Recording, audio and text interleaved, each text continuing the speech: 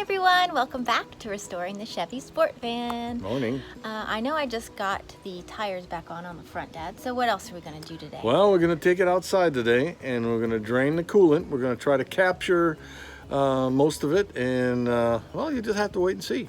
Ooh, stay tuned. I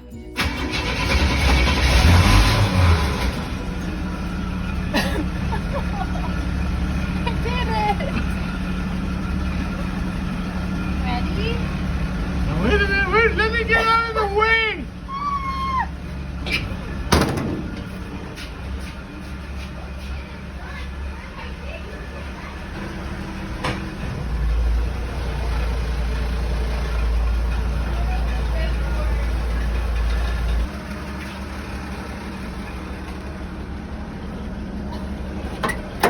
Well, how was your first drive? Oh, it's so stressful, Dad. All right, shut her off.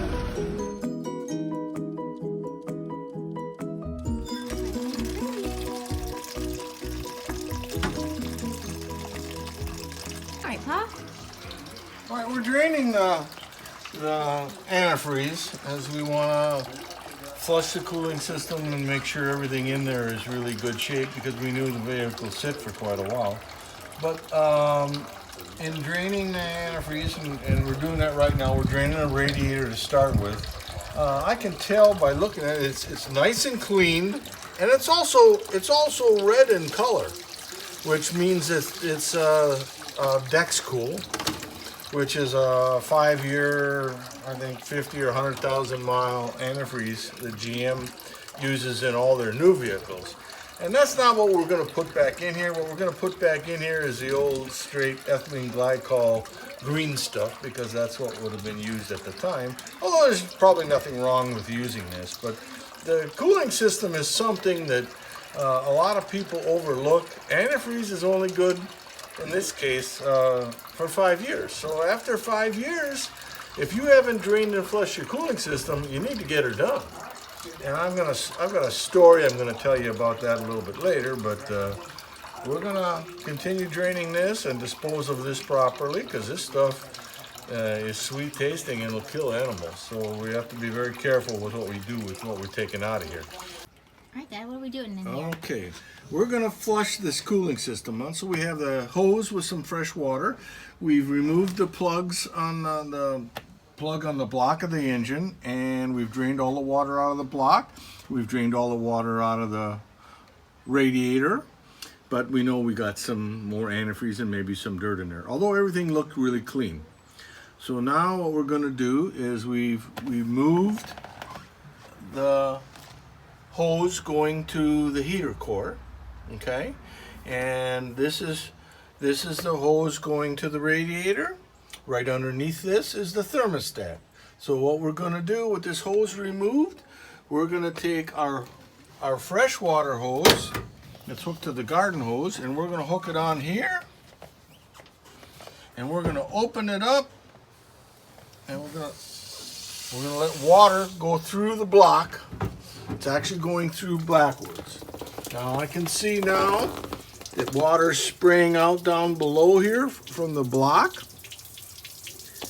So it's flushing the block right now, and this engine is extremely clean. I'm just going to put my finger over that, and we're going to force the water into the radiator. And you can see now, You can hear it. I don't want it coming out here. I'm going to close that down. I don't want it coming out there.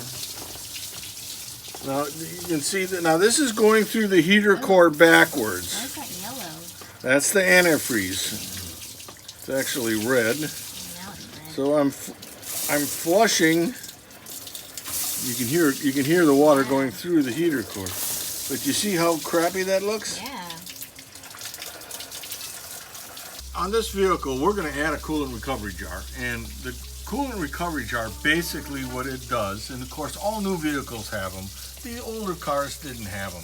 It's something that came out obviously later on. But we're gonna this vehicle has got a pressurized radiator cap on it and a little vent line. Okay, So as the engine heats up and the water gets hot and starts building pressure, when it gets up to 15, I think this is probably 12 or 13 psi.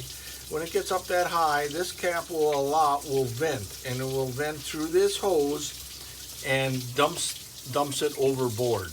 Well, when the engine cools down, the antifreeze, which has expanded because it's hot, as it cools down, it contracts and gets lower and takes up less space. So if you pull this radiator cap while it's hot, it should be full.